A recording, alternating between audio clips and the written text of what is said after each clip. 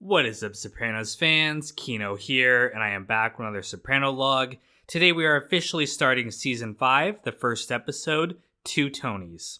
Now this is the first episode of the series to not open with Tony getting the newspaper at his front yard.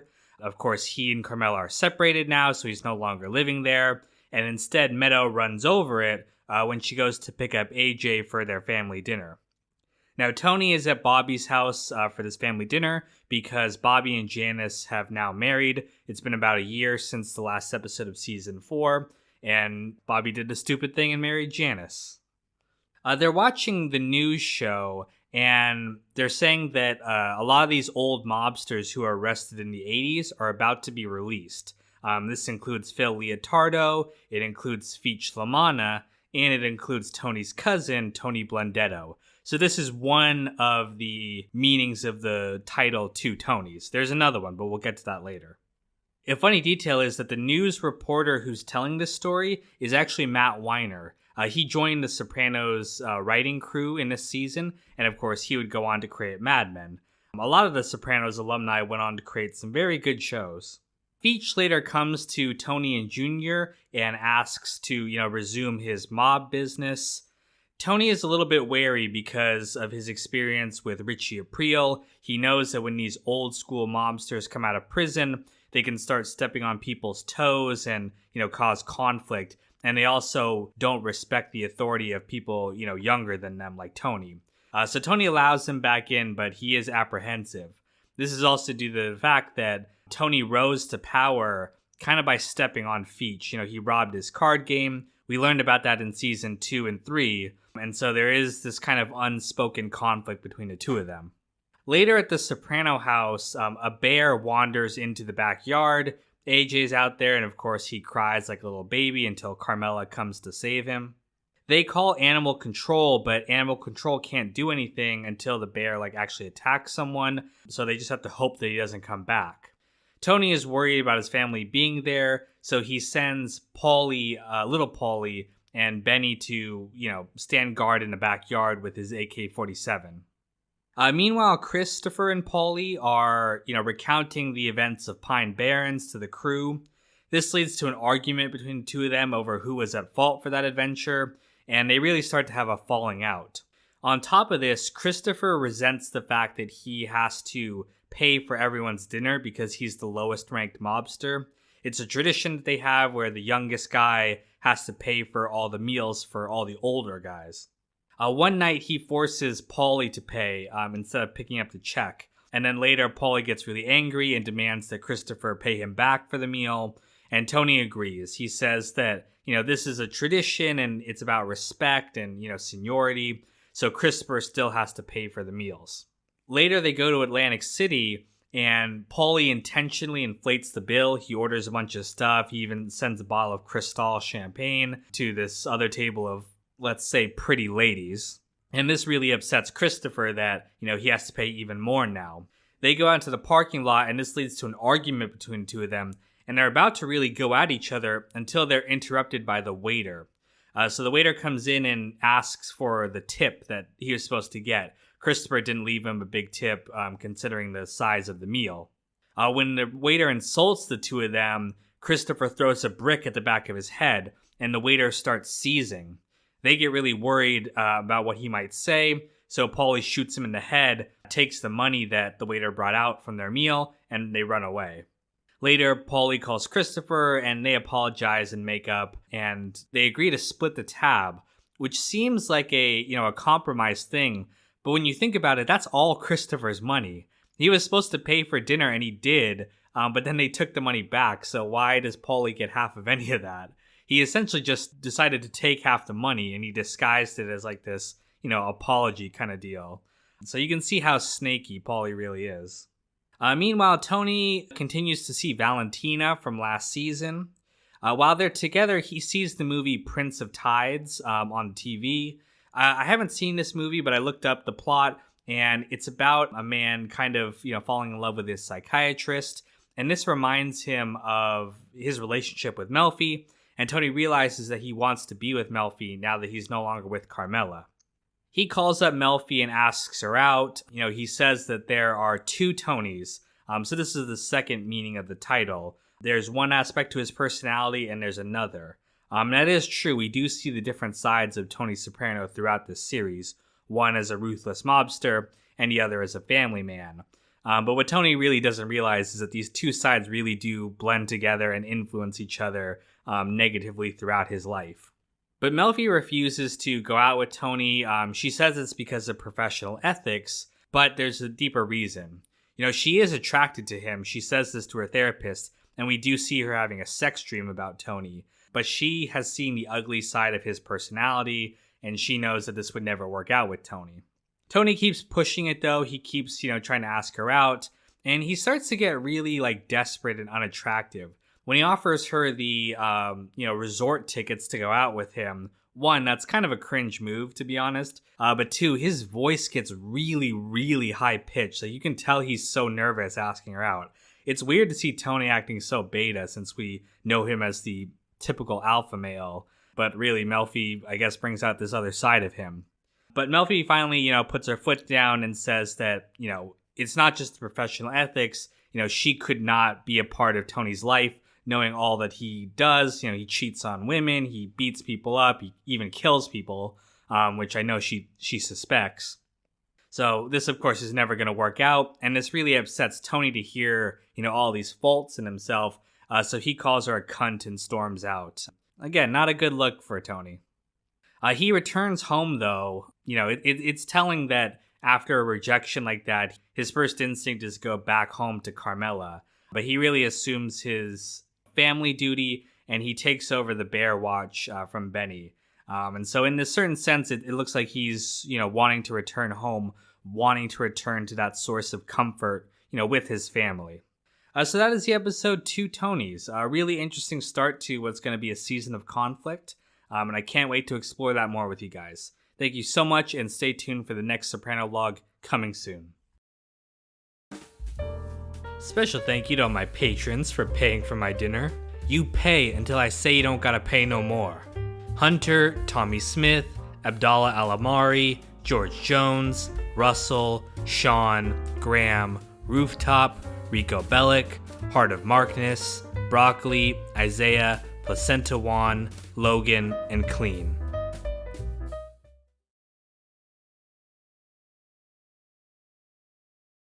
What is up, Sopranos fans? Kino here, and I am back with another Sopranolog. Today we are looking at the second episode of the 5th season, Rat Pack. Now, Tony meets with Jack Masserone. Masserone is the person in charge of their construction projects. He's a civilian, not a mobster. Now, Jack gives him a painting of the famous Rat Pack, which is the title of this episode. It's the group of Frank Sinatra, Dean Martin, Sammy Davis Jr., and others. But what Tony doesn't know is that Jack has turned informant. He's informing to the FBI. We see a meeting with all the rats at the FBI headquarters. Ray Curto is there. He actually recorded the audio from the meeting in the season 4 episode For All Debts, Public and Private. So we hear Tony's speech about, making some earners right here again. Later on, Patsy informs Tony that the feds were following Jack. And they're not sure yet whether, Jack has turned informant or if the FBI are just following him for now. Tony tries to feel him out. He has a meeting with Jack and, he feels him all over for the wire and is just trying to get a sense of if he's turned informant or not. But he really can't decide. He struggles with it for a little while. There's even a great scene of him taking the picture of the Rat Pack that Jack gave him and putting it on the mantle. And he actually puts the pictures of Jesus next to the painting down, facing down. It's a really striking image that, he's putting up this image of this classic Hollywood American entertainment industry up and then putting down the picture of Jesus. I think it's very symbolic of the show.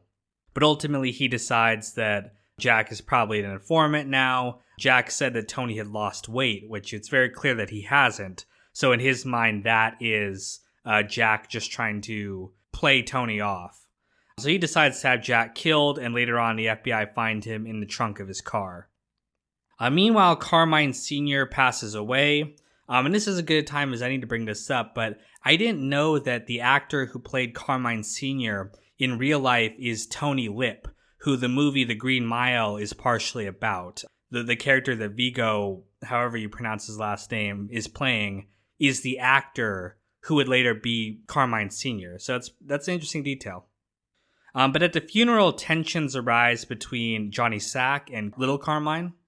We start to see the conflict over, who's going to take over the family. Carmine senses that John, is really respected amongst the capos, and this really causes some resentment because he's worried that, John will take over instead of him. So this is where we see that conflict really start to brew, which will be featured prominently this season. Meanwhile, Tony's cousin, Tony Blundetto, is released from prison, played by Steve Buscemi, who had at this point already directed some of the episodes of The Sopranos. But Tony has a party at Vesuvio for him. All the gang is there, except Tony B's family, who is missing. So while he was in prison, his daughter ran away with a drug addict, and his ex-wife wants nothing to do with him. So Tony B is in a bad spot when he gets out of prison here. Now, Tony really wants to bring Tony B back into the fold, and part of this is motivated by his guilt. We really get the sense even early on that he feels guilty that his cousin went to prison and he did not. We'll learn more about the details of what happened later on this season, but there's a great scene where Tony is watching a Band of Brothers, another HBO show, and, talking about soldiers in this life take bullets for each other and things like that. So we can see Tony does, think that Tony B took the bullet for him and went to prison. But Tony B does not want to join the mob family. Instead, he wants to go straight and become a massage therapist. He really got into helping people in prison, and he wants to continue to, live a non-criminal life now that he's out of prison. So this obviously disappoints Tony, but he arranges to, help him out with get him a job and everything. But we start to see tensions really arise between these two when Tony B makes fun of Tony. In Tony B's eyes, they're still cousins, they're still equals from when they were kids. But Tony says, he's the boss now, so Tony B cannot disrespect him like that, especially in front of his men. Meanwhile, Carmelot and the girls have a movie night. They want to watch classic films and really kind of educate themselves on cinema. So they sit down and they try watching the movie Citizen Kane.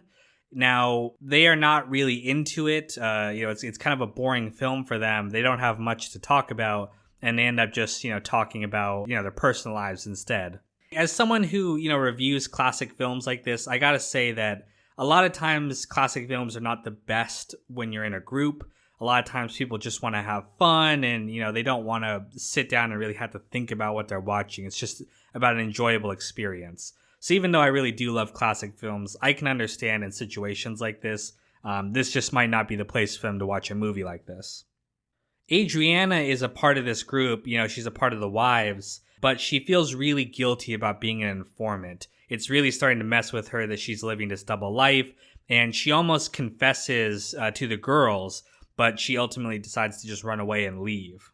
Later, she's out at a club, and we're introduced to her friend Tina, who is actually the girlfriend of Mustang Sally all the way back in season 3. So it's funny they brought that character back, and now she's a friend of Adriana. But Adriana really starts to get upset with Tina when she sees Tina flirting with Christopher and making all these sexual jokes, and she can see that Christopher is attracted to her. So at the end of the episode, she actually rats on Tina for stealing money from her employer. She tells her handler about this, and it's implied that they're gonna, look into it and maybe arrest her. So she's, in some sense okay with being a rat if it helps take care of problems in her life. And, this is her little bit of revenge in making herself feel better. So that is the episode Rat Pack. I'm excited to see where Tony B's story goes. But thank you guys so much for watching, and stay tuned for the next Soprano log, coming soon. Thanks to all my patrons, I no longer have to fake invoices to buy my mink coats. Hunter, Tommy Smith, Abdallah Alamari, George Jones, Russell, Sean, Graham, Rooftop, Rico Bellick, Heart of Markness, Broccoli, Isaiah, Placenta Juan, Logan, and Clean.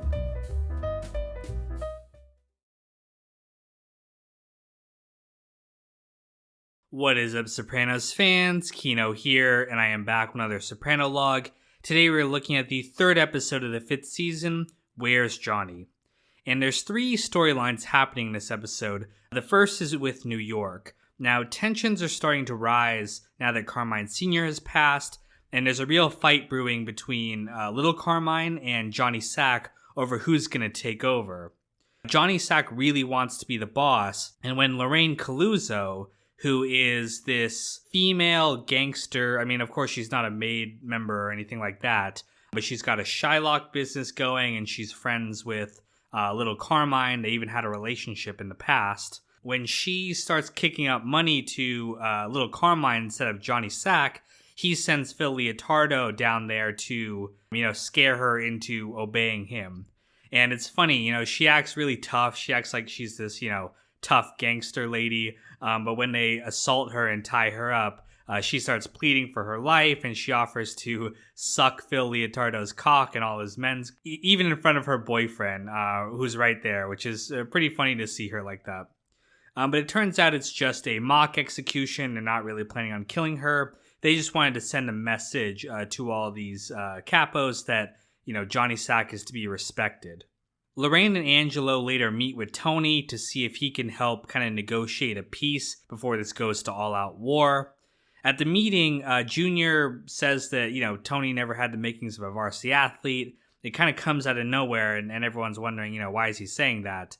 Tony kind of plays it off for the moment and instead suggests that there be a power-sharing situation between Johnny, Carmine, and Angelo Guarepi, who was just released from prison, and he was Carmine Sr.'s consigliere for a long time. So he thinks this power-sharing situation might resolve tension, and he goes to talk to Johnny Sack and see if he'll agree to this. But Johnny Sack refuses. He wants to be, the number one boss. He doesn't want to share any power, so he refuses to be a part of this power-sharing situation. Meanwhile, Feach and Tony B are coming back from lunch. Feach sees this gardener named Sal Vitro out mowing lawns. He pulls over and tells him that this neighborhood belongs to his nephew, Gary LaManna, instead. When Sal refuses to go along with this, Feach breaks his arm to send a message. And then when Paulie hears about this, he agrees to help Sal out. One, because Sal, is nice to his mother, and his mother really likes him. But two, Paulie's demanding points for this. So, of course, this is going to work out in his favor, too. So he goes to talk with Feach and try to convince him to let Sal have the neighborhood. Feach refuses, and this leads to a big argument between the two of them. Later, Paulie tracks down Feach's nephew, Gary, and assaults him to send a message to Feach. Eventually, Tony has to step in to mediate this, and he eventually settles on splitting the neighborhood in half. So half will go to Sal, and half will go to Gary. And as part of this arrangement, Sal has to do some of the lawns for free, including Tony and Johnny Sack's lawns. So Sal really got screwed out of this. It shows you that you should never work with mobsters. They're always going to squeeze you for something.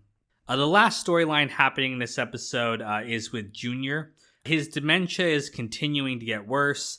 There's this funny scene where he sees himself on the TV. It's actually the show Curb Your Enthusiasm. But he thinks that Larry David is him and the other guy is Bobby, so he's just really confused about what's going on.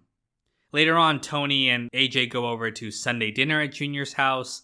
It's funny, they say Sunday dinner, but it's actually at 2 p.m. because, Junior's an old man and they eat dinner really early. But Junior, again, repeats the varsity athlete line. He keeps bringing it up out of nowhere. And Tony gets really mad at this because he says that it's undermining and he doesn't want that toxic behavior in his family. Which is funny because immediately after he says that, he undermines Janice and hints that she didn't really cook all the food that they're having right there. So he's just as guilty of being toxic as Junior is. But again, Junior repeats the line one more time, and Tony completely flips out about this. He leaves and he refuses to have anything to do with Junior after this. One day, though, Junior wanders out of the house. He drives away unsupervised, which he's not supposed to do. And he ends up wandering around Newark looking for his brother, Johnny Boy. He wanders around the old neighborhood trying to find him, but he can't. He's really disoriented. He doesn't even have his shoes. And eventually some cops find him, and they don't believe he's a Junior Soprano because Junior Soprano's reputation as this, ruthless mob boss. He just had his trial earlier. So they eventually take him home and find out that it is actually him, that this, mob boss has become a senile old man. Janice and Bobby go to Tony and try to convince him to help them get Junior to a doctor to treat him for his, his Alzheimer's. Tony refuses, though. Again, he's just so upset by this. He doesn't want anything to do with Junior. And this leads to a big fight between him and Janice. Janice says that the reason Tony is alone without his family is because, this selfish attitude of his. And then Tony accuses Janice of just trying to pawn off all her responsibility on him, just like she did when they were teenagers. So this leads to a really big fight. It gets physical. She slaps Tony. He chokes her out. And you can just see the tension in this family is palpable. Later, though, Tony runs into Junior's doctor, and the doctor tells Tony that, Junior's behavior is probably caused by mini strokes he's been having. So it's really not his fault that he's been so, aggressive and ornery, and he keeps repeating the same thing over and over again. Tony finally agrees to go, talk with Junior again. They sit down, and Tony asks him, he understands that he's got dementia and he has to keep repeating himself. But why does that be something mean? Why can't he repeat something nice? And he asks, does Junior even love him? And Junior starts to cry a little bit. And we can see that, of course, Junior does love Tony. In many ways, Junior is more of a father to Tony than his actual father was. It's just they have all this, emotions tied to, their relationship. Of course, Junior being squeezed out of being the boss and all his resentment of Tony. Clouds that, but at his core, Junior really does love Tony, and we can see that especially at the end of the series. I'll talk more about it when we get to there, but when Junior's at the end, all he can remember is his relationship with Tony and the good times. So a really powerful ending there, and a really good episode. Thank you guys so much for watching, and stay tuned for the next Sopranolog coming soon. To all my patrons, I say, you all have the makings of a varsity athlete.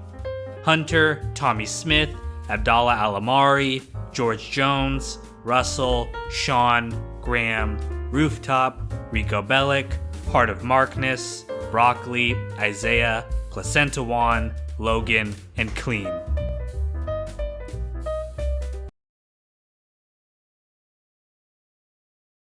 What is up, Sopranos fans? Kino here, and I am back with another Sopranolog. Today we're looking at the 4th episode of the 5th season, All Happy Families. Now this title is a reference to the famous Leo Tolstoy line, all happy families are alike, but each unhappy family is unhappy in its own way. Now this line has a couple of meanings in this episode. The first is the unhappiness within the New York family. Now, Lorraine Caluso is murdered by Billy Leotardo because she refused to pay up to Johnny Sack. Little Carmine is greatly upset when he hears this, but because, of course, she was a friend of his and they had a relationship in the past. And this is the first time we're introduced to Rusty Milio, who is the main capo supporting Carmine. And he's also played by Frankie Valli, who is funny enough referenced on his own throughout The Sopranos. But we get the sense here that little Carmine is being manipulated by Rusty, and the whole scene is an homage to George W. Bush. I forgot to mention this in my Little Carmine video, but Little Carmine is kind of a play on George W. Bush, this idiot who, inherits this empire of his from his father, and he's being manipulated by, in this case, Rusty Milio, just like George W. Bush was thought to be kind of manipulated by Dick Cheney.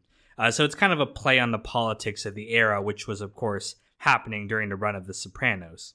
But meanwhile, Carmela and Tony are called to AJ's school to discuss his grades with his guidance counselor, Robert Wegler. The counselor says that AJ really needs to get his grades up if he has a hope of getting into a good college. And Carmela wants to, ride AJ more, make him, study harder, and just not let him goof around like he's been doing. But Tony really undermines this. He buys AJ a new car. He says it's a motivational tool, but of course Tony does this. He buys his children things, spoils them, and really just undermines their work ethic all the time. AJ really starts to resent Carmela for, always being on his case and not being fun like Tony. And he's really disrespectful to her, talks back to her, and she's just at her wit's end with him. In an effort to get him to like her more, she agrees to let him go to a concert in New York, which she was originally against, but against her better judgment, she agrees to let him go on the one condition that he goes to Meadows' apartment afterwards instead of spending the night at the hotel with his friends. He agrees, but on the night of, he instead goes to the hotel with his friends and gets Meadow to cover for him with Carmela. They drink at the hotel, they smoke pot, they get really wild, and they end up pulling a bunch of pranks on each other, like drawing on each other's face.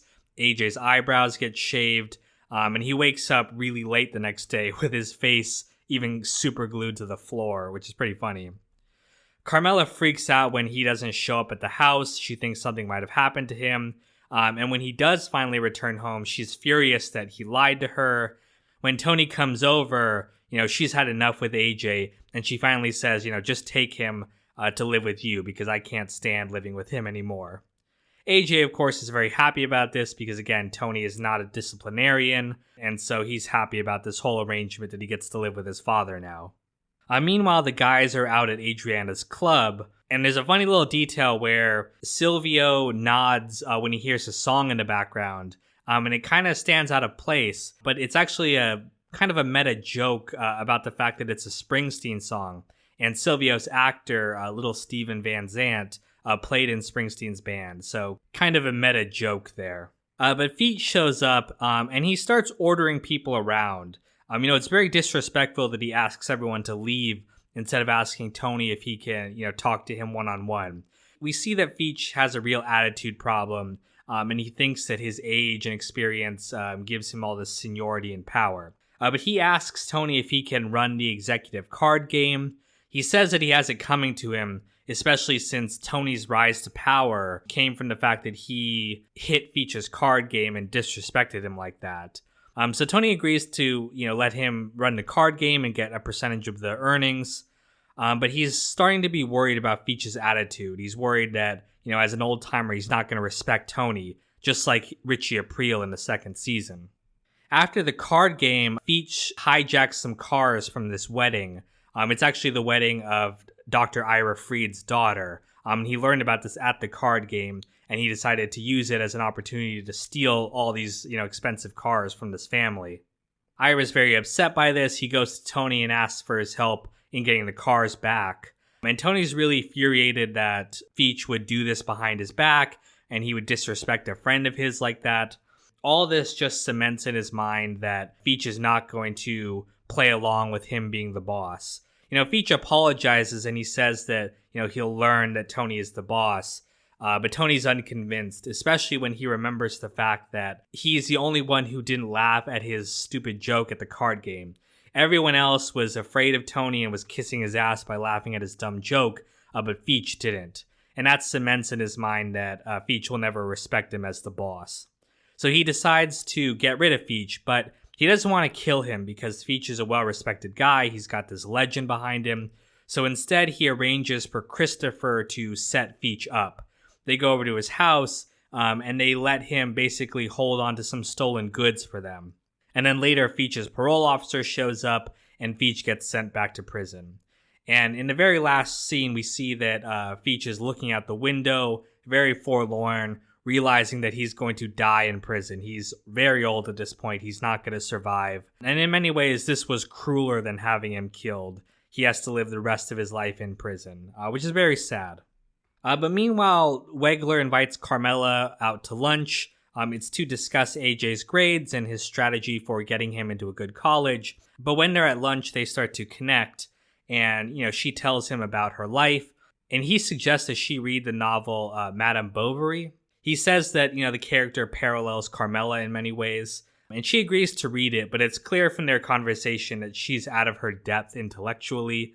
There's this funny part where, she's writing down the name of the book and the author, and she looks up and you can see her for a second almost ask him, how to spell the name because it's a French author, but she decides not to because she feels stupid. But it's clear that even though there's this, attraction between the two of them, he's just so much intellectually above Carmela. And we'll see where that ends up in the following episodes. But Carmela returns home to an empty house. And, she realizes that she's pushed away everyone, Tony, AJ now, and she lives all by herself. Even though she's ostensibly getting what she wants, getting Tony out of her life and now AJ, she really doesn't have anything besides the family. So we'll see where that goes in future episodes, but thank you guys so much for watching, and stay tuned for the next Sopranolog, coming soon. Special thank you to all my patrons for getting me a new car as a motivational tool to make these videos. Hunter, Tommy Smith, Abdallah Alamari, George Jones, Russell, Sean, Graham, Rooftop, Rico Bellic, Heart of Markness, Broccoli, Isaiah, Placenta Juan, Logan, and Clean.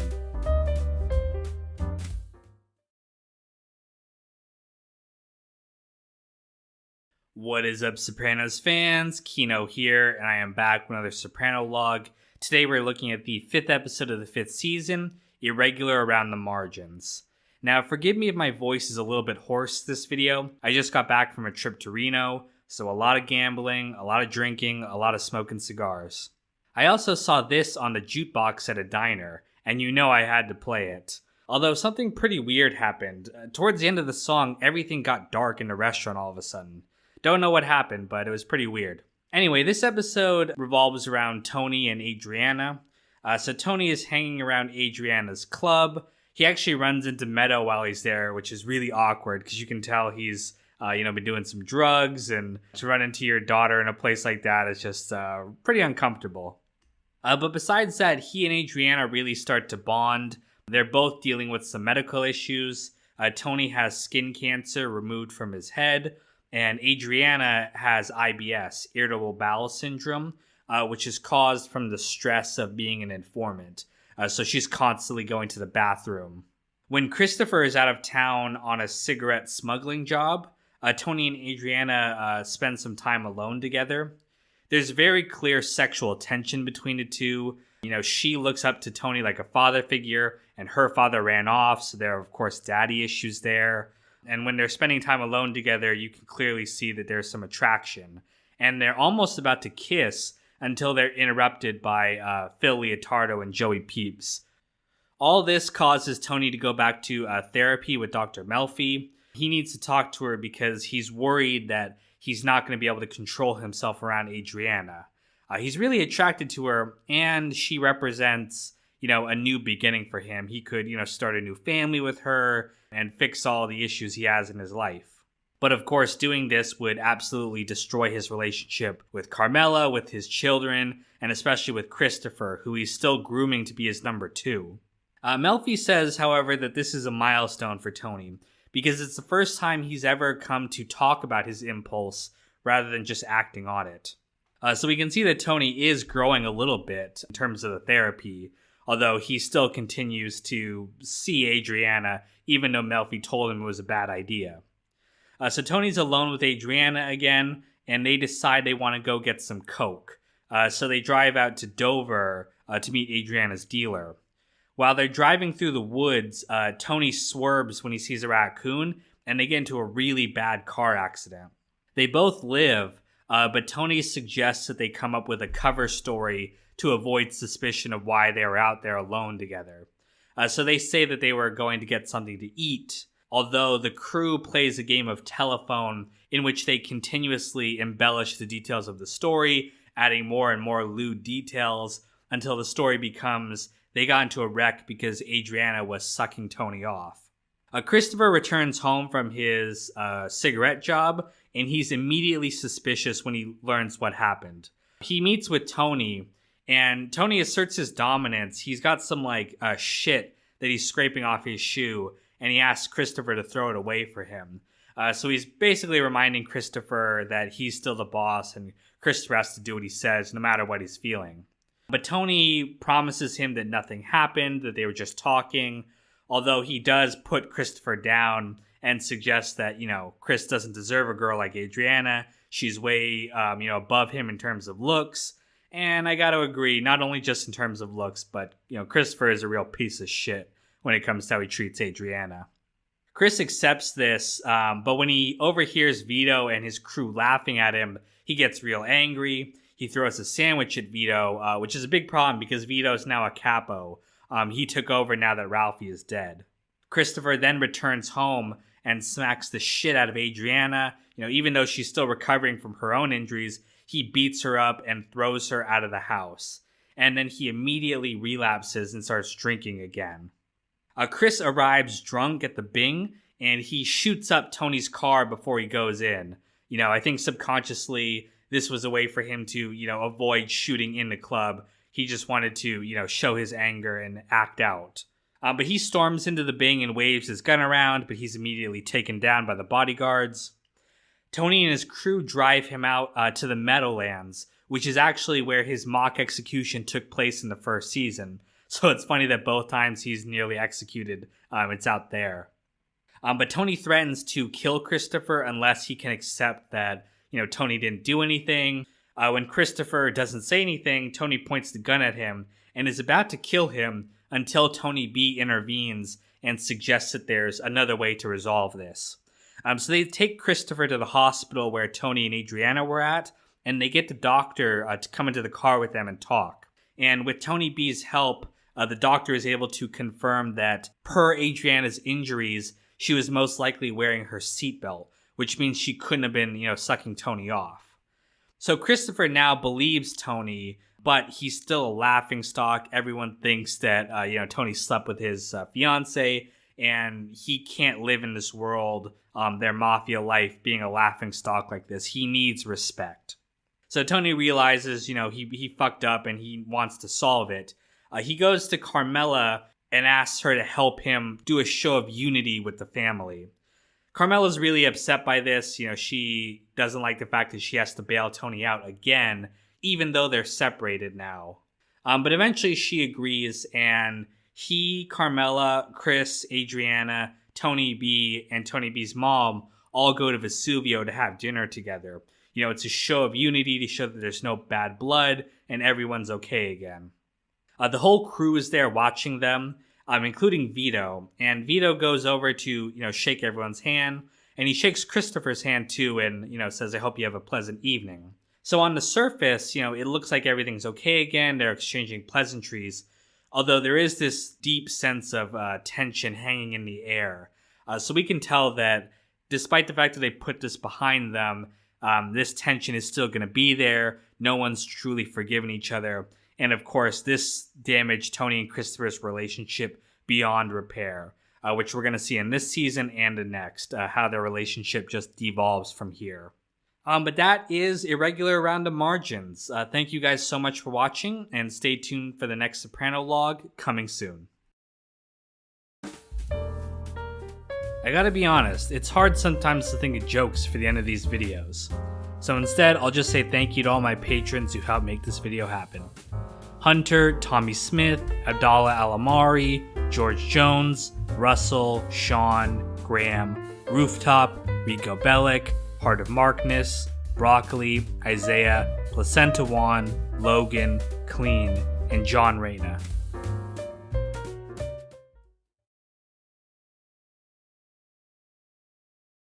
What is up, Sopranos fans? Kino here, and I am back with another Soprano log.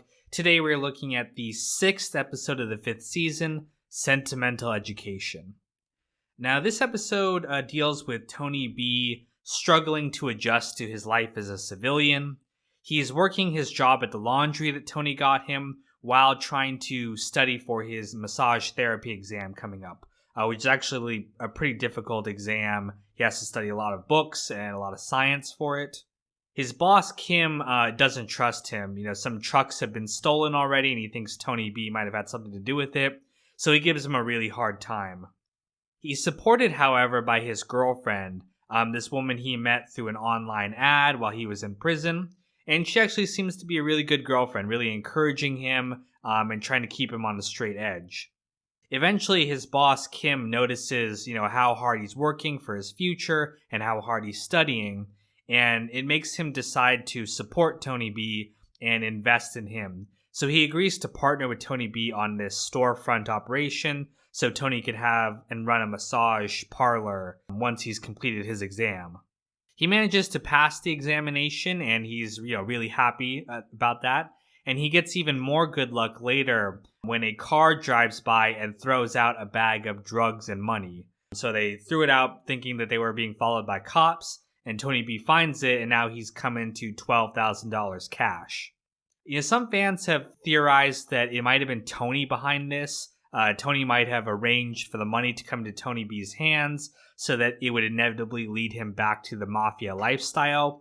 I don't really agree with this. I don't see any evidence for it in the show, and we do hear sirens going in the background during that scene. So it does seem to be that it might have just been this random encounter that led him into this good fortune. But Tony says that he's going to invest this money into the business and he's going to be responsible with it. But the next thing he does is go out and buy a very expensive suit. He starts gambling and partying and basically loses focus on the massage therapy. Eventually, he blows through all the money that he found and he's back to nothing. And he really struggles with, continuing to work at the laundry, continuing to work for the massage therapy. He's just had a taste of the good life and he doesn't want to give it up. He's working trying to, fix up the massage parlor when Kim comes to visit him and talk to him.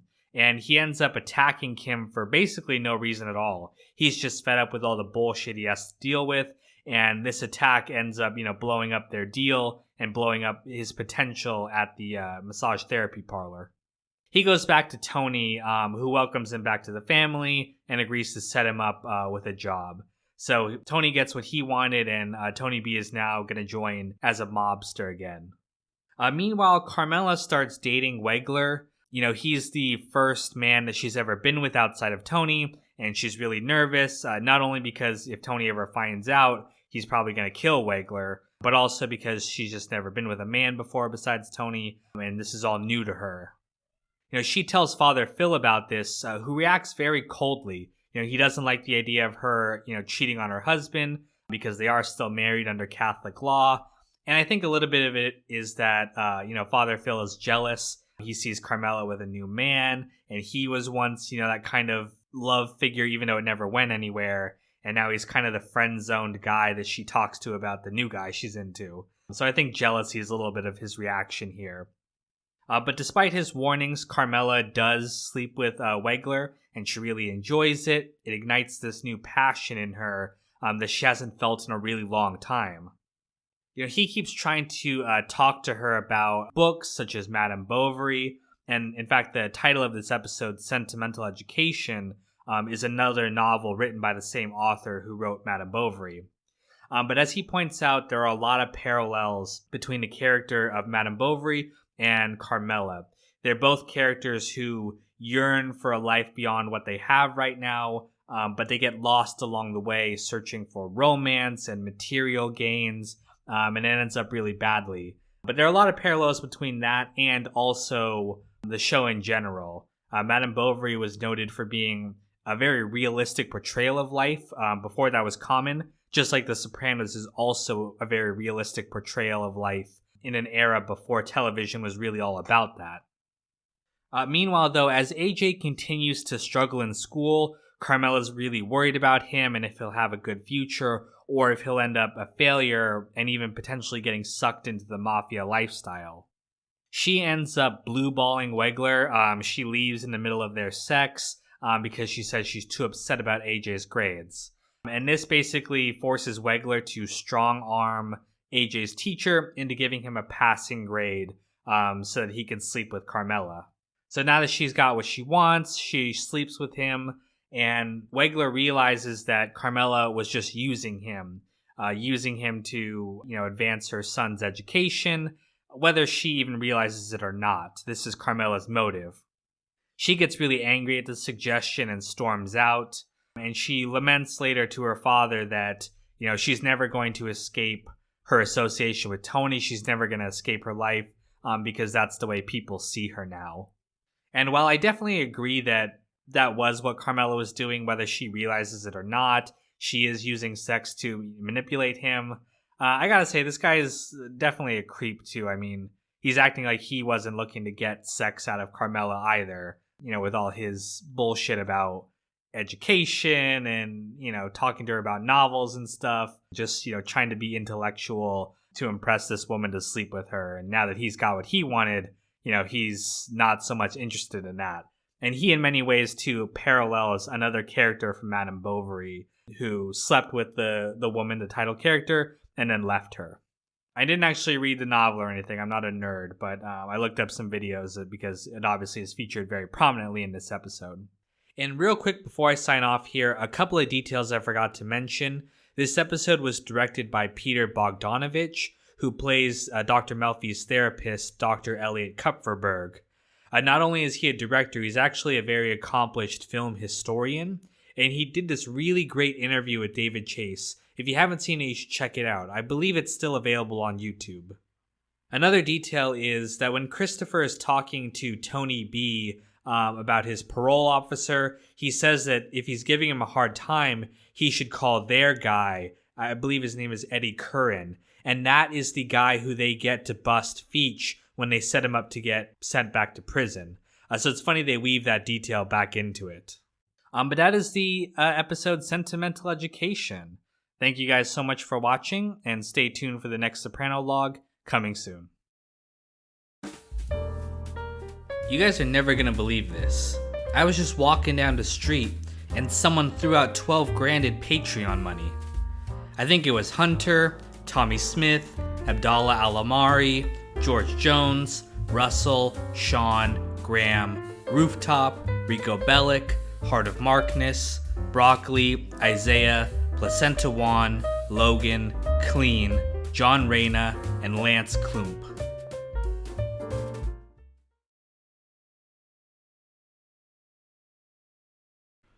Warning: the following episode contains dangerous levels of cringe. Viewer discretion is advised. What is up, Sopranos fans? Kino here, and I am back with another Soprano log. Today we're looking at the 7th episode of the 5th season, in Camelot. Now, the title of this episode comes from JFK. His administration was nicknamed Camelot, and there's definitely a connection not only to JFK, but that kind of idealized notion of him in this episode. So let's get into it. Tony is having Bobby's family over for lunch when he gets a call. It's actually from his cousin Josephine, which is funny because that's the cousin that Livia gave all her jewelry to in the first season, and Tony got upset with that. So it's funny they mention her again. But they learn that their aunt Conchetta died, and after the funeral, Tony sees a woman sitting at his father's grave, and he learns it's actually his father's old mistress, Fran Felstein. He starts to talk with her, and they actually form a kind of bond. The mistress obviously, really idolizes Tony's father, just like him, and he sees in her a much kinder woman than his mother was, so he really starts to like her. He learns that she was not only his father's mistress, she was actually the mistress of JFK as well, which is really impressive to Tony. But he also learns that his father gave away his childhood dog, Tippy, to her son because Livia made the father give away the dog. So this really upsets him to learn that that's why he lost his dog when he was a kid. Meanwhile, Chris begins hanging out with this screenwriter that he met in rehab, J.T. Dolan. He's actually played by Tim Daly, who was mentioned earlier by Noah's father in the 3rd season. But they agree to, support each other and keep each other away from their addictions. Although we learn very quickly that JT is developing a gambling addiction now that he's no longer into drugs. Chris lets him into the executive card game, and just like Davey before him, JT ends up racking up a lot of debt. He racks up $60,000 worth of debt, and later when he can't pay Christopher and little Polly come by and just beat the shit out of him, even though this guy is, Christopher's friend. And they threaten him to get him to give them the money. Eventually, Dolan is so desperate that he tries to pawn the Emmy he won for his screenwriting. But in a funny joke that I think is kind of a self-dig, the pawn shop owner doesn't want the Emmy. He says it's worthless. But if it was an Oscar for movies, then it would be worth something. So I think that's kind of a self-deprecating joke. And it's also a reference to the fact that David Chase was originally against television. He didn't want to do a television show. He was just really interested in movies. When Dolan loses a writing job on Law and Order that was going to pay him a lot of money, he hits rock bottom and starts using heroin again. And Christopher has the audacity to ask him, why didn't you call me instead of using, when it was Christopher that pushed him back into drugs. Eventually, Dolan is forced to sell his car to Christopher and go back to rehab. So we see that Christopher definitely took advantage of his friend like this. Even though they both share this connection, Christopher sympathizes with him for his drug addiction. Christopher was definitely willing to, let him get into debt because he knew that he was going to get something out of this. Meanwhile, Tony learns from Fran that she's owed money from Hesh and Phil Leotardo. They have this racetrack that the two of them and his father were a part of, and his father wanted his share to go to Fran, although Hesh never gave it to her because he didn't like her. He thought that there was something suspicious about her. At a sit-down, it's decided that they will give the share to Tony, and Phil is required to pay $40,000 or so to Tony, which he's really upset by because, again, he's older than Tony, he's been away at prison, and he doesn't like the fact that Tony is now a boss and higher than him. So he tries to delay payment, and then when Tony confronts him, he drives away in his car, and Tony ends up chasing him down.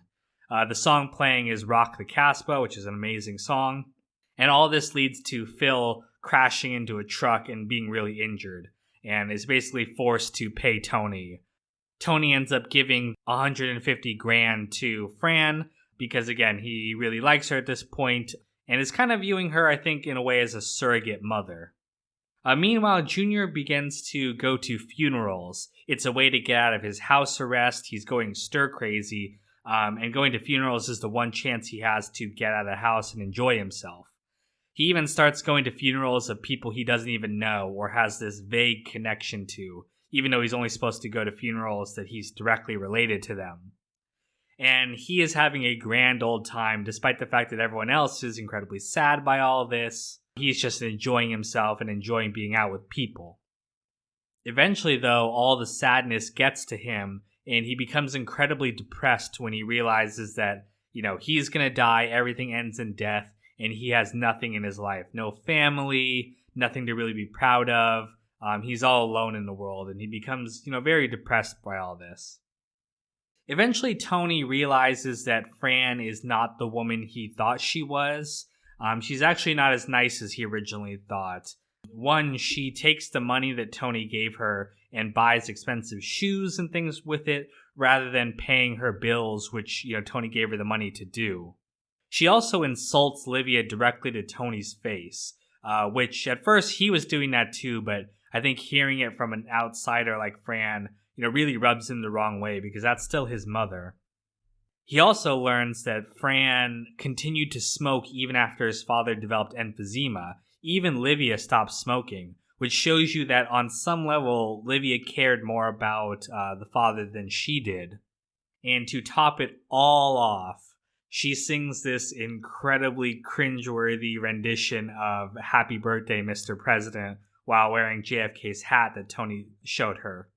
It's one of the cringiest moments of the entire show. And it's funny that there's another scene in Breaking Bad that's exactly like this, and just as cringy as this one.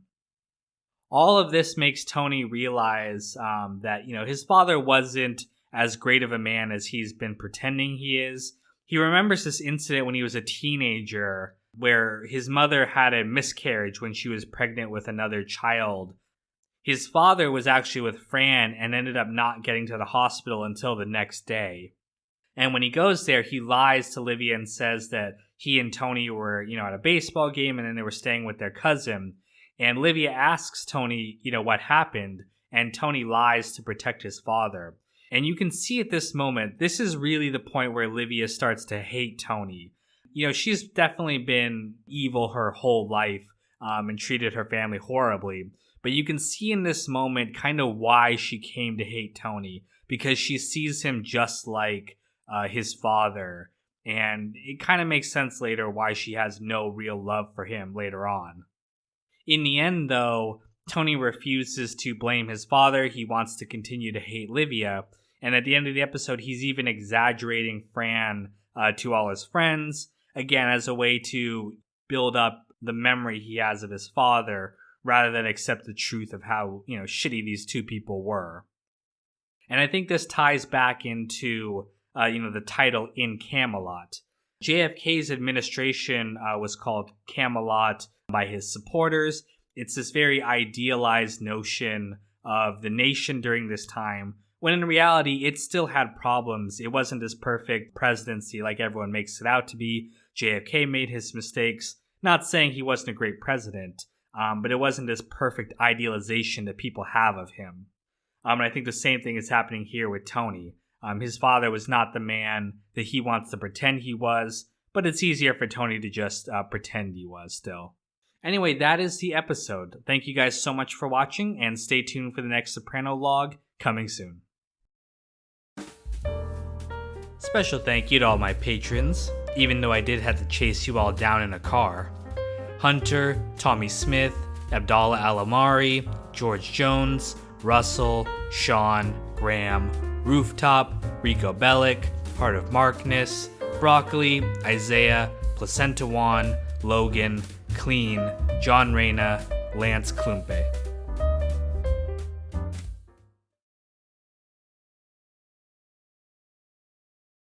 What is up, Sopranos fans? Kino here, and I am back with another Soprano log. Today we are looking at the 8th episode of the 5th season, Marco Polo.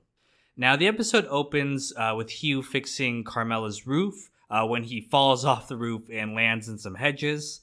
Luckily, he's okay, he's not injured, and they discuss his 75th birthday, which is coming up. Carmela wants to throw a big party for him at the house, but Carmela decides that she doesn't want to invite Tony. Now that they're separated, she wants them to have separate lives and not make it awkward for the guests, so she decides to ask him not to come. Tony pretends like he didn't want to go, even though he completely admitted that he forgot the party was even there, so how could he decide he didn't want to go? We even see him lying later to Tony B about deciding not to go as well, so he's basically just trying to save face here and not admit to himself even that Carmela is, pushing him away from the party and not letting him come. He wants to keep his pride. Meanwhile, little Carmine has moved to New York and is making moves to secure the loyalty of the capos to ensure that he becomes the boss. Johnny Sack retaliates by having his boat sunk in front of their house.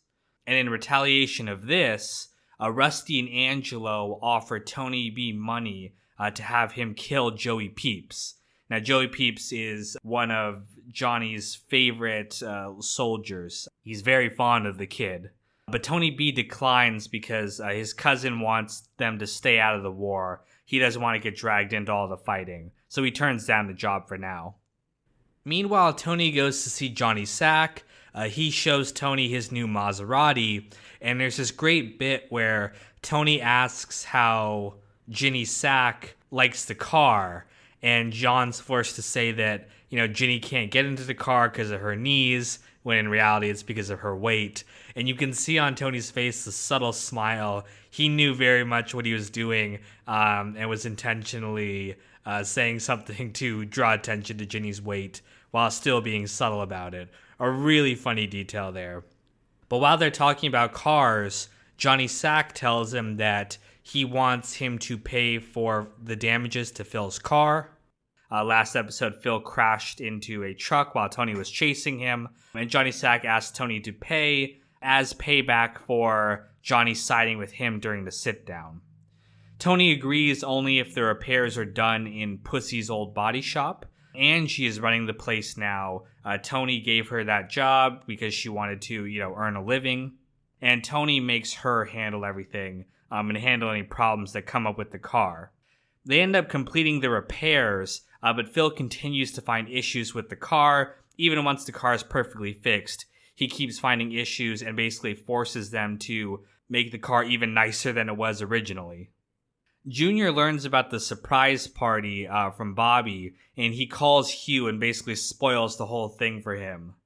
Hugh talks to, Carmela and his wife about it, and he learns that Tony is not coming. Now, Hugh is very fond of Tony, even though he and Carmela are separated, and he refuses to attend if Tony's not going to be there. Carmela reluctantly asks Tony to go so that her father will go, and he kind of pretends like he had plans, even though we don't see him making any plans during that time. But again, it's a pride thing. He's just trying to act again like he wasn't even going. But he ultimately agrees to come. Now, one of the guests at the party is Russ Fagoli. He's an old Navy friend of Hugh's. Now, Fagoli is a cultured Italian, as Carmela's mother says. He's Northern Italian, he's a diplomat, he went to Princeton, and he's much higher class compared to all the Southern Sicilian mobsters that their family associates with. When Tony arrives, Hugh's very happy to see him there, but the mother is really embarrassed by his behavior.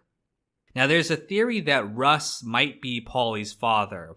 Now, spoiler warning, some people get mad at me when I talk about things that are going to happen in future episodes I haven't covered yet. But in season 6, Paulie learns that the man he thought was his father is not his father, and his mother is not his mother. His actual mother was a nun, and the nun tells him that his real father was a GI named Russ. Now, this is the only other Russ we meet in the show. He is a GI, and we learn in this episode that he had prostate cancer at one point, which Paulie has as well in the 6th season. So there's a lot of connections between the two. But either way, for the birthday party, Tony buys Hugh a Beretta as a gift, and Russ ends up insulting Tony's gift. He says that they never ship the best guns to the States. So he's inadvertently calling the gun, not the best. And it's really rude to Tony. After the party, Carmela confronts her mother about being ashamed of Tony and their Italian heritage and trying to impress their high-class friends. And gets into a big fight with her and ends up defending Tony.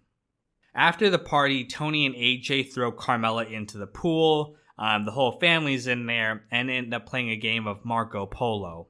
Eventually, everyone leaves, and it's just Tony and Carmela in the pool. They end up kissing, and it eventually gets pretty hot and starts leading to sex. But Tony leaves the next morning before she wakes up. So we'll see where that goes next episode. It's the first time they've really had affection for each other since the separation. Meanwhile, Tony B finds out that his sons stole some items from AJ. It was pins from the Olympics. His sons say that they hate their poor life and they want the rich life that Tony's family has. So Tony B is, feeling the pressure to, be more of an earner and provide for his family. He's also jealous when he sees Tony with Meadow because they have such a great relationship and his own daughter is missing. So he's seeing all the benefits that Tony got while he was stuck in prison and he lost everything. So all of this pushes Tony B to accept Rusty's job. And at the end of the episode, he finds Joey Peeps and shoots him, taking him out for Rusty and his crew. But he gets his foot run over by the car, so he's limping. And this is going to be a big problem later in this season. But we'll see where that goes next episode. Thank you guys so much for watching, and stay tuned for the next Soprano log coming soon. Thanks to all my patrons, whenever I fall off the roof, I no longer have to worry about the hospital bill. Hunter, Tommy Smith, Abdallah Alamari, George Jones, Russell, Sean, Graham, Rooftop, Rico Bellick, Heart of Markness, Broccoli, Isaiah, Placentawan, Logan, Clean, John Reyna, Lance Klump, Jesse Sterling, and Andrew Stewart.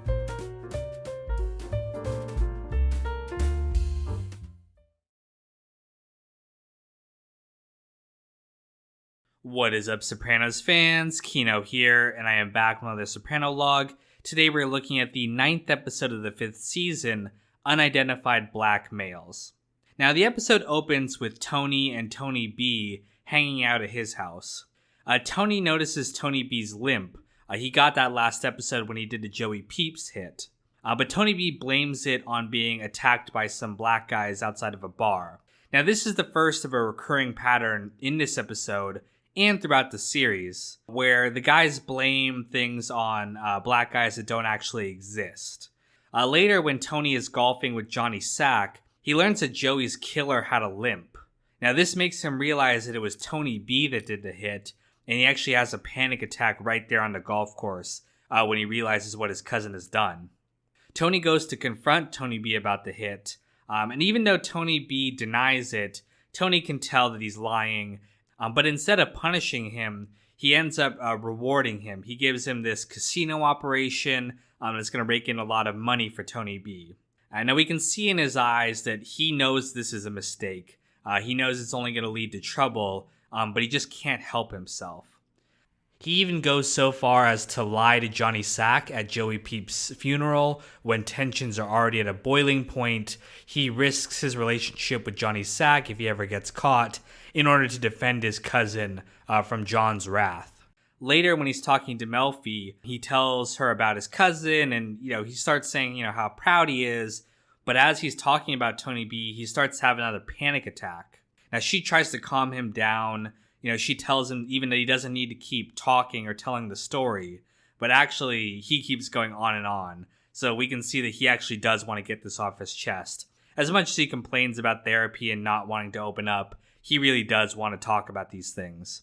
And he admits that on the night of the hijacking where Tony B got sent to prison, the reason Tony wasn't there was because he had a panic attack after fighting with his mother, and that's why he missed the job. He later lied about it and said he was attacked by black guys, the second instance of that this episode, because he doesn't want to look weak in front of everyone. And the guilt he feels over, missing the job and getting all the success while Tony B went to prison and lost everything, is what's motivating him to, keep Tony B around, promote him, even though he can see that this guy's going to be trouble for him. Meanwhile, Finn is looking to find a job so he can stay in New York for the summer. Tony gets him a job at the construction site. It's a cushy job. He still has to work, but he gets paid a lot. He doesn't have to do a whole lot of work. Paulie shows up and he starts ordering him to, clean the dog shit off his tires until he learns that Finn is dating Meadow. And once he learns that fact, he completely changes direction and starts sucking up to him because he's connected to Tony's family. Classic Paulie behavior. But later, Finn sees Eugene beat up little Paulie over a joke. He smashes a bottle into his head and starts kicking him. And this is the first instance where he sees violence from these guys and starts to realize, what they actually are and how violent these mobsters really are. And it freaks him out. Later, though, Meadow defends her people as she always does to outsiders. I mean, she knows what's up with these guys. But when Finn brings it up, she plays it off and says that, it's not really like that. It's the classic behavior that she learned in her family to not reveal secrets to outsiders. And she says that Jackie Jr. was killed by black drug dealers, which again is the third instance in this episode of blaming crimes of the mafia on black guys, when it's Meadow knows pretty clearly that, her family had something to do with this. Later on, Finn goes to work early and he sees Vito there blowing a security guard in their car. Later, Vito ambushes him outside the porta potty and tries to intimidate him. He doesn't come out out and say anything, but he's just acting threateningly so that Finn is too scared to say anything. He also demands that Finn go see a baseball game with him, and this really freaks Finn out. He can't decide whether, Vito's going to kill him or make a move on him. So he decides he wants to quit the job and even maybe move back to California.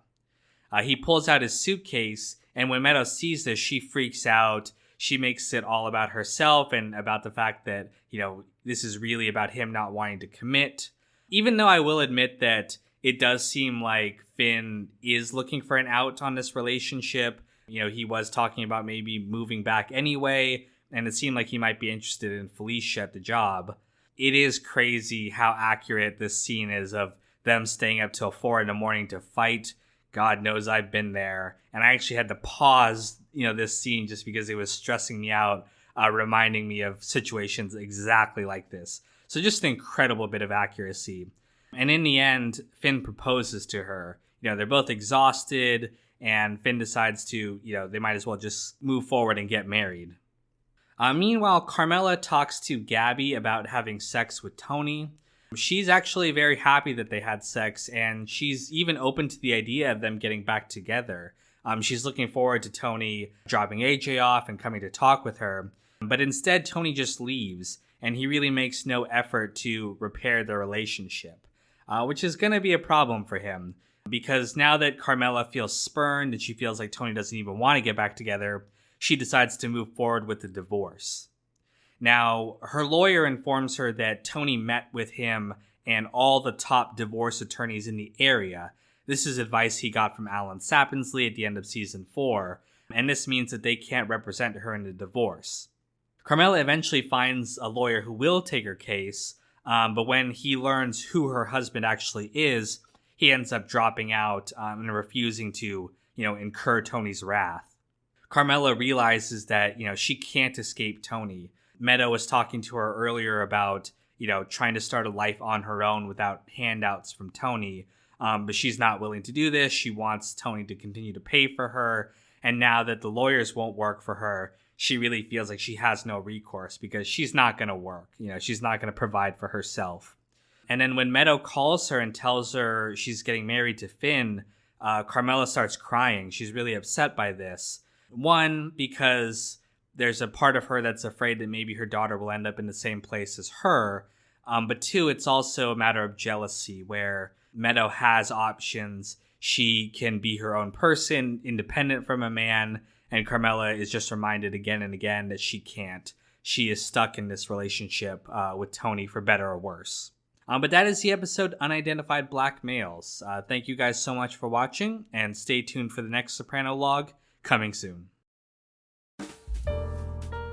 I have found a lawyer who's going to pursue an equitable distribution of our Patreon assets. Hunter, Tommy Smith, Abdallah Alamari, George Jones, Russell, Sean, Graham, Rooftop, Rico Bellic, Heart of Markness, Broccoli, Isaiah, Placenta Juan, Logan, Clean, John Reyna, Lance Klump, Jesse Sterling, and Andrew Stewart.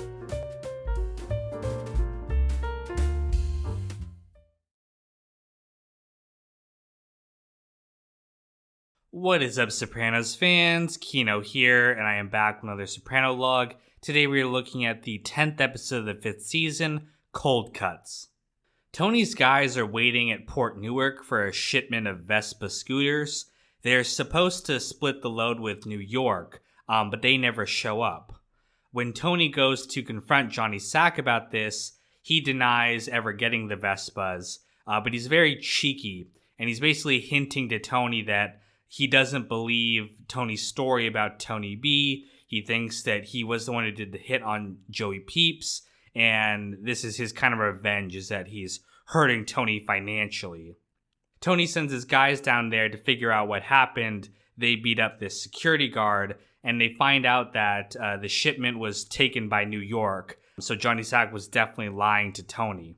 When Tony learns this, and he learns that they're going to continue to lose money from New York taking things from the port, he flips out in front of his men. He looks deranged, and we're getting the sense that Tony has some real anger issues here. Later on, he beats Georgie for saying something stupid like he always does, but he goes too far. He really lets him have it. The guys have to pull him off Georgie, and he ends up causing permanent hearing damage. This gets Georgie to finally quit the Bing, and he says he never wants to see Tony again, which has Tony feeling really bad. But again, he really does deserve it because, man, this is some employer abuse right here. Janice also has rage issues this episode. At a soccer game, she gets into a fight with another mother when the mother's kid trips Sophia. She ends up getting arrested, and her name is all across the news. They do a whole story on her, and Tony flips out even more now that his name and their family's crime is brought to the media attention. He doesn't like it. Bobby tells Janice that she's bringing tension into their home. It was a peaceful home before she moved in there, and he tells her that she has to go to anger management or their relationship is not going to work out. Meanwhile, Christopher is resentful of Tony's favoritism towards Tony B. It's pretty ironic given the fact that he used to be getting all the benefits from being the favorite cousin. But now that Tony B is around and Tony B got the casino, he's pretty jealous. Tony tells them that they have to go up to Uncle Pat's farm.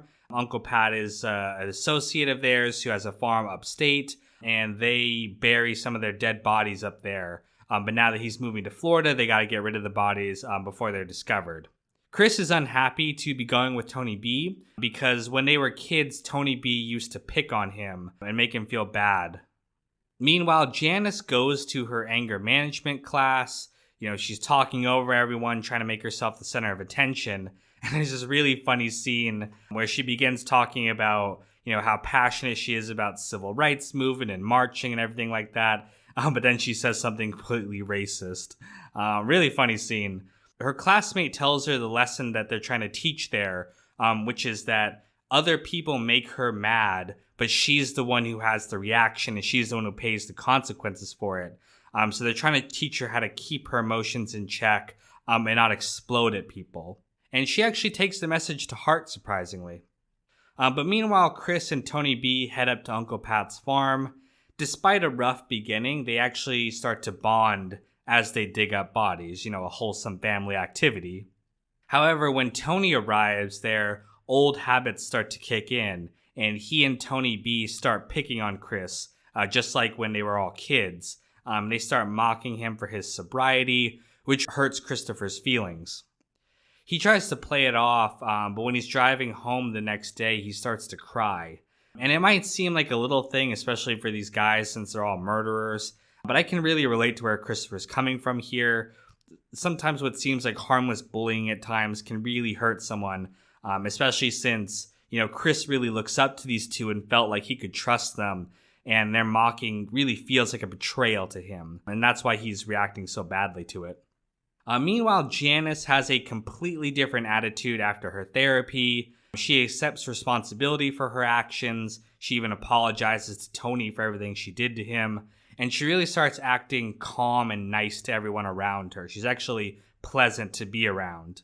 Tony goes over to dinner at their house, and he starts to be really resentful for her positive change. Tony really hates to see anyone improving themselves because he can't do it himself, and he's resentful when he sees it in others. He decides to provoke her by bringing up her son, Hal, or Harpo, who she abandoned. And this really gets under her skin, and she ends up flipping out and trying to attack Tony. And he has this little smirk on his face when he does it too. And I know people say that it's, Janice wasn't being real about her change. She was just acting like it. And this is proof that, she hasn't really changed. But I will say that this is the lowest I've ever thought of Tony. This was so incredibly petty. There was no point to doing this. It didn't accomplish anything.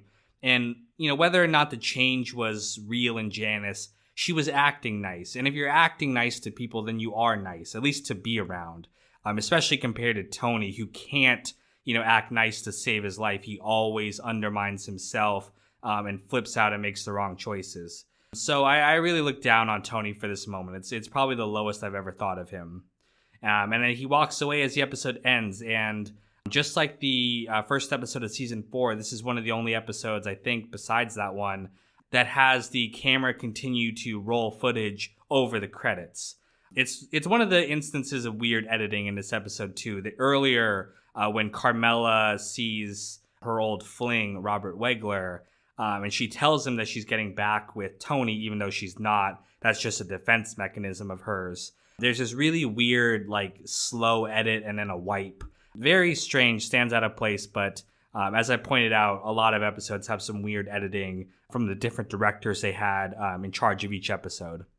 But that is the episode Cold Cuts. Thank you guys so much for watching, and stay tuned for the next Sopranolog coming soon. I wonder where my patrons are eating their Sunday dinner. Hunter, Tommy Smith, Abdallah Alamari, George Jones, Russell, Sean, Graham, Rooftop, Rico Bellick, Heart of Markness, Broccoli, Isaiah, Placenta Juan, Logan, Clean, John Reyna, Lance Klump, Jesse Sterling, Andrew Stewart, and James.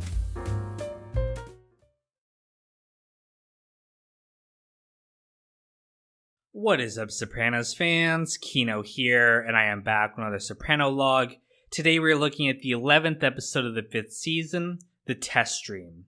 Now, this is a very unique episode in that half of it is dedicated to this very long, elaborate dream sequence that Tony has. Now, we've had dreams in episodes like Funhouse and Calling All Cars, but this is definitely the longest and most surreal dream we've experienced so far.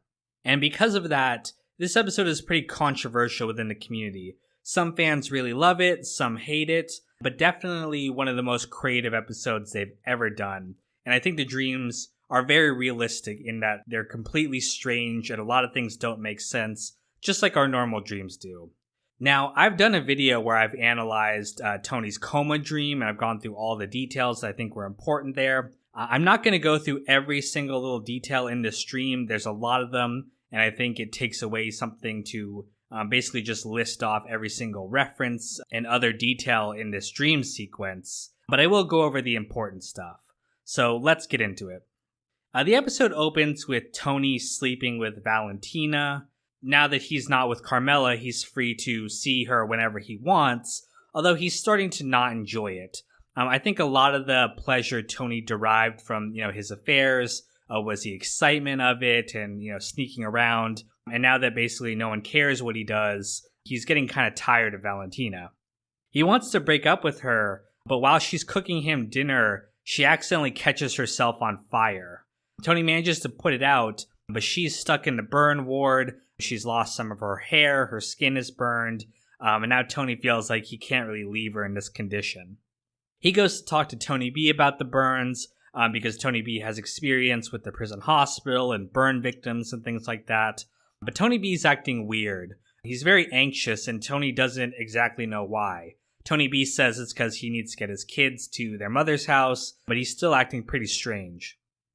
Tony leaves, and then he checks into the Plaza Hotel. He wants to get away from all the annoyances in his life for a while. And the Plaza is actually where Carmela and Meadow go to get tea underneath the portrait of Eloise. And that's an important connection that we'll get to later. But he lives it up in the hotel for a little while, gets room service, takes a shower, but he gets really bored. And he ends up calling Charmaine. He doesn't say anything, he just calls, and she tells whoever it is to, stop calling her. So we can see that Tony's kind of looking for something right now.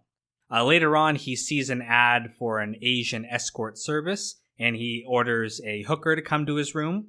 Before she arrives, though, he gets a call letting him know that Angelo Gareppi was murdered by Phil and Billy Leotardo. This is Johnny making a move to take power, and he's getting rid of Carmine's biggest supporter. Tony immediately tries calling Tony B because he knows how close Tony B was to Angelo, but he can't find him. He then falls asleep and has a long and vivid dream. And this is where the majority of the episode takes place. Like I said, I'm not going to go through every detail of the dream. If you want to see something like that, check out my coma dream video that I did. But some important things he goes through in this dream. He first sees Carmine Lupertazzi, who died earlier this season. Carmine tells him that he misses his wife now that he's on the other side, and she's not. He then gets a call. It's actually David Chase on the other line doing the voice. The voice is from a man upstairs telling him he needs to kill someone, although we aren't told who he needs to kill yet. Then he's in Melfi's office, but even though it's occasionally Melfi's voice talking, it's actually Gloria Trillo he's talking to. They discuss their relationship and the fact that, she died way too young. He then finds himself in his father's Cadillac. Now, this is a dream he's had in the past, and just like the past dreams, he's surrounded by dead mobsters from his past in the previous seasons. He sees Pussy, he sees Ralph, he sees Richie, Mikey Palmise, and a bunch of other guys. And they tell him that they are driving him to the job he's supposed to do. The dream then cuts to Tony and Carmela. They're going to meet Finn's parents at Vesuvio, and his parents are actually Vin Makazian and actress Annette Bening. A common dream trope where people are portrayed by different people within the dream. Another common dream trope is that Tony's teeth start falling out, and this is a constant nightmare I have all the time. Another detail is Finn turns into AJ a couple of times during the dream, and there's actually a deleted scene that didn't make it into the episode where Meadow turns into Tracy for a brief moment. Again, in the third season, we had this connection between Meadow and Tracy, and Tony feeling that Tracy's death was almost like losing his daughter, and that's what it reminded him of. So we're seeing that idea come back again in this episode. Afterwards, though, he goes to the bathroom and tries to find a gun in the back of the toilet. This is an obvious reference to Godfather, although the gun is not there in this case. Outside, he hears shooting, and he sees Tony B killing Phil Leotardo. The crowd blames Tony for not stopping him, and they end up chasing him through the streets. The dream then cuts to him having sex with Charmaine. Artie's there encouraging him, but then the dream cuts immediately again to Tony sitting on Pyomai in his house. He tells Carmela that he wants to come home, and she says he can't bring his horse in there. And horse kind of sounds like whores in this case. So we're getting the subconscious idea that Tony wants to come home, but he knows he can't bring his affairs back into the relationship if it's going to work out. The dream then cuts again, and Tony is standing in his old high school, where he goes and sees his old football coach, Molinaro. Molinaro says that Tony had potential, but he wasted it on becoming a criminal. And this is where the title of the episode comes from. It's kind of that idea of, you forgot you had a test that day, you're back in high school even though you graduated a long time ago, and this is a fear of authority that Tony is experiencing in this dream. Tony tries to shoot him, but the clip drops out of his gun, the bullets spill everywhere, and when he tries to pick up the bullets, they start melting in his hands. Tony wakes up startled and gets a call that Christopher is there to see him. Chris tells him that Tony B killed Billy Leotardo last night and wounded Phil, and Tony realizes that this puts their family in an incredibly dangerous position. Johnny Sack is obviously going to know that Tony was lying the whole time, and shooting a made guy is a death penalty offense in the mafia. He can't go back to sleep after this whole ordeal, so he ends up calling Carmela, and they have a nice little chat as the sun comes up. And again, this connects to the detail throughout the dream that Tony realizes he misses his old life. He wants to go back home, and this is his brain kind of telling him, this isn't where you belong with your family. So a really interesting episode, very courageous to do an episode like this that is so esoteric, so dream-focused, and dreams and the subconscious was a big thing that David Chase was interested in exploring throughout the series, both in therapy and in these dream sequences. So let me know what you guys thought of this episode. Did you love it? Did you hate it? Let me know in the comments, and stay tuned for the next Soprano log coming soon. Special thank you to all my patrons who made this video happen. Hunter, Tommy Smith, Abdallah Alamari, George Jones, Russell, Sean, Graham, Rooftop, Rico Bellick, Heart of Markness, Broccoli, Isaiah, Placenta Juan, Logan, Clean, John Reyna, Lance Klump, Jesse Sterling, Andrew Stewart, James, and Conchok Chofel.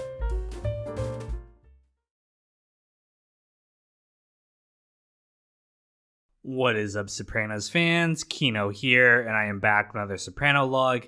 Today we are looking at the 12th episode of the 5th season, Long-Term Parking.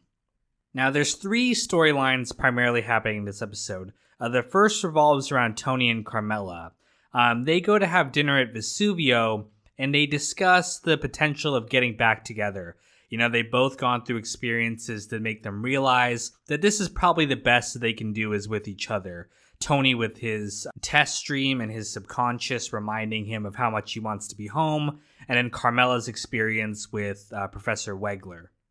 However, Carmela has a few conditions for them getting back together. The first is that she says she needs something to occupy herself with, and she wants to build a spec house with her father and sell it to make some money, and she wants Tony to buy the land and materials for them. It's going to cost $600,000, which he agrees to pay.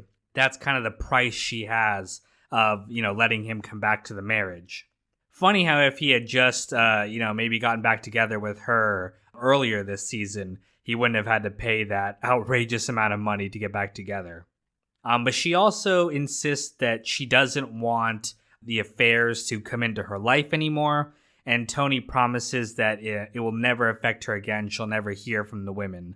Funny enough, he doesn't promise not to stop sleeping with other women. He just promises that it won't affect her anymore. So he's basically saying he's going to keep doing it, but he'll keep it on a down low instead of, having it come into their house. So they agree to these business terms, and he ends up moving back into the house. As part of, his agreement, he breaks up with Valentina now that he's moving back home. She's just getting out of the hospital, and she's really upset to be left by him when she's burned like this. And it's very funny because he says that he's trying to be a gentleman about it and treat her well, but he takes a phone call while she's crying from being broken up, and he leaves the room to go answer it. So definitely not the most gentleman-like he's ever been. But the second storyline happening in this episode is with Tony B. Tony's hit on Phil and Billy Leotardo leaves New Jersey in a very tough position. And especially after the hit, Carmine backs down and he agrees to give John the title of boss. So now John has all the power of the Lupertazzi family, and he's pissed at Tony, one, for lying to him about the Joey Peeps hit, but also Phil getting shot and his brother being killed just really hardens them against New Jersey. At a sit-down, Johnny Sack demands that Tony hand over his cousin, but Tony doesn't know where he is. Tony B went into hiding. John promises, to create a lot of problems for New Jersey unless he delivers Tony B to him. And to do this, Tony has all of his phones bugged in case Tony B calls him so they can track down where he's at. Later, Tony B does exactly that. He calls Tony, he apologizes for all the trouble he gave him, and he asks him to look after his sons. And this is where Tony finally tells him the truth about the panic attack and why he missed the job all those years ago, and admits that he's been feeling guilty all this time, but that now that they're even. However, he uses the phone lines to trace where Tony B is, and he finds out that he's actually staying at Uncle Pat's farm. Now that Uncle Pat has retired down to Florida, the house is empty, and that's where Tony B's hiding. Tony goes to meet with Johnny Sack and agrees to give him over his cousin, but he asks to basically have Tony taken care of himself. John refuses, and he kind of talks down to Tony, says that, he's the boss, he can do what he wants now, and he's going to have Phil, torture Tony B. And Tony refuses to give up his cousin after this, one, because he doesn't want to see his cousin tortured, but also two, he's tired of John's attitude, he doesn't want to bow down to him, and he basically just insults John and leaves, which is only going to make things more dangerous for his family. But the last storyline happening in this episode is with Adriana. Now, the FBI has been monitoring the outside of her club since she would not allow them to put cameras inside the club. And they see her acting suspicious. She puts some trash in a dumpster and then takes it away. And they find out that there's been a murder at the club. Matouche, the ecstasy dealer that they beat up in season 3, he gets into a fight at the club and ends up killing some guy, and Adriana covers it up so that she doesn't get into trouble. And they threaten her with serious jail time for, aiding and abetting in this murder, unless she wears a wire and finally gets some real information on Tony and Christopher. She refuses to cooperate, but instead she offers to try and get Christopher to flip. Now, Christopher's angry at Tony for being mean to him earlier and pushing him to drink again, so she thinks this might be the time to get him to flip. And she confesses to Chris that she's been an informant for the past year. He gets really upset when he hears this. He strangles her again, hurts her again, and then starts crying because he realizes that if Tony ever finds this out, they're dead. They've brought too much information to the FBI at this point, and there's no really going back for her. She suggests that they go into witness protection together, they can start a new life, he can be a writer. And Chris is open to the idea, he's thinking about it, but he needs to be by himself to think things over. So he goes out for cigarettes, and while he's there, he sees this family struggling. They're poor. They have all their meager possessions in their car. And he sees what his life is going to be like outside the mob.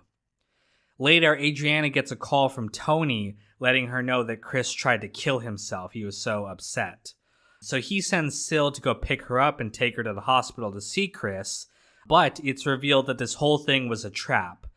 Syl takes Adriana out into the woods, and unfortunately he kills her, which is very sad to see because she was a sweet girl.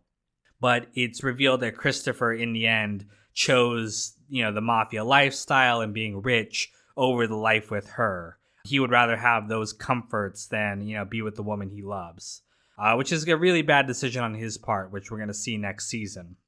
That is the episode. It very hard to watch to see Adriana go like that. I really liked her character. I don't think she deserved it, but a really powerful ending. And I really do like the switch that they pull, where for a second you think that, maybe Chris did try to kill himself. It seems like it's in the realm of possibility. But it's just a setup, and then when it's revealed what's actually going to happen to her, it's very heartbreaking. And I'll probably talk about this more in season 6, but there's a theory that Adriana's spirit comes back in the form of a cat. There's some details we see in this episode, like her dressed in a cat outfit, and she's crawling on all fours as she's executed. Some people think that the cat in season 6 is actually Adriana come back from the afterlife.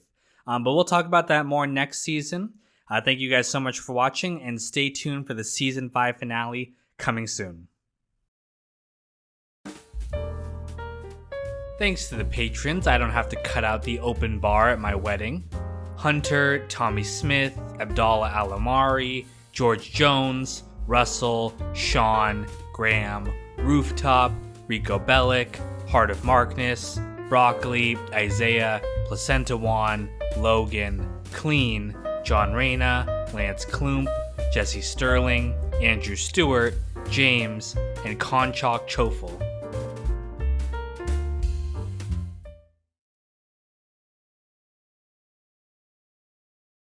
What is up, Sopranos fans? Kino here, and I am back with another Sopranolog. Today we're looking at the season 5 finale, All Due Respect. Now, 'tis the season, get it? Season, for me to plug all my stuff. As always, if you want to support the channel and even get a shout out at the end of these videos, go ahead and check out my Patreon linked below. You can check out my Twitter for any announcements about upcoming projects that I'm working on. And most excitingly of all, I've started a Discord group. If you guys want to have discussions with other fans of the series about Sopranos, about movies, or anything else that we talk about in there, go ahead and check that out. Links in the description down below. I also want to use Discord to do a movie watch of The Many Saints of Newark when it comes out. I think it'll be easier to organize it on there. We can sync and all start watching it at the exact same time on HBO Max. If you're interested in that, check the link down below. And just a reminder that Sopranos Timber is almost here. I'll be releasing a new Sopranolog every single day of September, starting on the 1st and ending on the 21st. We'll wrap up season 6, and then we'll go ahead and watch the movie when it comes out on October 1st. That's it for the announcements. Thank you guys so much for watching, and let's jump into the episode. This is All Due Respect. Now, Phil is still looking to get revenge for his brother's death, and since Tony won't hand over his cousin, Tony B., he instead decides to go after another relative of his, Christopher. He goes to Christopher's mother's house looking for him, and we can see that he's so obsessed with revenge that he almost attacks Christopher's mother. His compatriot has to pull him off of her, but we can see just how enraged he is by his brother's death. He's willing to go to any means necessary to avenge his family. When that doesn't work, though, he finds Benny outside the club and beats him so bad he puts him into a coma. Now, the men are really upset that this happened. They're upset that New York is basically walking over their family, and that now they're all at risk, both financially and personal safety-wise, from Phil and Johnny Sack's men. And they feel that Tony is protecting his cousin over his loyal soldiers. At Raymond's birthday party, Tony gives a speech to the family saying that, this is a family issue, they need to stick together, and that he's ultimately protecting Tony B like he would protect any of them. But his men really don't believe him. They see the favoritism Tony gives his family, and there's a lot of unhappiness among the capos. Silvio later tells Tony that, it's not really about protecting the guys or anything like that. It's actually about Tony's pride. He just doesn't want to bow down to Johnny Sack. He hates, authority figures, and he's letting his pride cloud his judgment when New York really is in the right here, and they really have all the power in the situation. Tony reacts very negatively to the truth. He doesn't want to hear this. He ends up kind of inadvertently threatening Sil. So we can see that Tony is, not taking the good advice from his most loyal soldier here, and is instead just going off on his own and doing what he wants. Tony goes to talk with Junior to see if he can maybe help him figure out what to do, but Junior is starting to suffer from his dementia. He's losing his memory, and he really isn't any help to Tony in the situation. And Tony realizes that he is ultimately alone. He's got no one there to help him. Junior was, the person he turned to most often for advice in difficult situations because they're family, but he's lost even him now, so he is really adrift. Tony then goes to talk to Paulie because he hears that Paulie has been complaining about him a lot, and when he goes to his house, he sees the picture of himself and Pyomai that Paulie had saved from the fire and restored. And Tony thinks that, the painting is an insult. Paulie had him dressed up like a, imperial general, but Paulie genuinely means it as praise. Paulie really does love Tony like this, even though he's betrayed him a couple of times in the past. On a personal level, he idolizes Tony because Tony is really all he has in his life. He has no family. But Tony, again, is in a bad place right now. It's that kind of low self-esteem that he has. So he takes the painting and he throws it away into the trash. But all this makes him realize that he has to do what he has to do when it comes to Tony B. So when Tony B returns to Uncle Pat's farm, Tony ambushes him. He steps out from the corner and blasts him with a shotgun to save him from, being tortured by Phil and those guys. He then calls Johnny Sack and tells him where to find him. Phil shows up at the house and then sees that, his chance at revenge has been stolen by Tony. Phil's really upset by this that he didn't get to kill Tony B himself. And Johnny and Tony agree to meet at John's house to discuss the issue to see if they can resolve it now that, Tony B's been taken care of. Tony says that as a peace offering, he's willing to give Phil a piece of the casino operation. And he also reminds John that this cycle of bloodshed was started by him and that ultimately they need to work together. If they keep fighting, it's not going to benefit anyone. No one's going to get rich. They're all going to lose money, and they have a lot more to gain from working together. John agrees, and they ultimately settle the issue. But before they can really, do anything about it, the FBI roll up on John's house. They're there to arrest him. Tony ends up running away the second he sees the FBI. He doesn't even wait to help John in any way. He's just looking out for himself. And he runs into the forest and tosses his gun aside as he does so in case he's picked up. He doesn't want a gun charge, added to his sentence. John is arrested, and funny enough, so is the gardener who cannot catch a lucky break. He was just arrested for being there. But Tony has to slosh through snow, mud, and water in order to get to safety. And it's scenes like this that really remind you how ultimately powerless Tony is. Despite being a mafia boss, look at him. He has to run like an animal when the FBI show up. He really doesn't have the power to stop them or stop himself from being arrested. He ultimately makes it to safety, and he calls his lawyer, who tells him that one of the New York capos flipped. Johnny Sack was taken down. A bunch of his guys were, and it's going to be a real, trial and case moving forward into season 6. However, Tony was not indicted, so he's safe for the moment. And he returns home. He actually goes through the backyard. And as he's going through the brush and the trees and everything, we're reminded of the image of the bear coming into the backyard at the beginning of this season. And we see that Tony is the bear in the situation. He's this big lumbering beast. He's a danger both to himself and his family. And we can really see his presence here returning to the house like this. But that is the season 5 finale. Thank you guys so much for watching, and I cannot wait to start Sopranos Timber coming soon. Thank you so much. all due respect, you've got no idea what it's like to be one of my patrons. Hunter, Tommy Smith, Abdallah Alamari, George Jones, Russell, Sean, Graham, Rooftop, Rico Bellic, Heart of Markness, Broccoli, Isaiah, Placentawan, Logan, Clean, John Reyna, Lance Klump, Jesse Sterling, Andrew Stewart, James, Conchok Chofel, Obstacle Racing Media, and Daz J. Kit.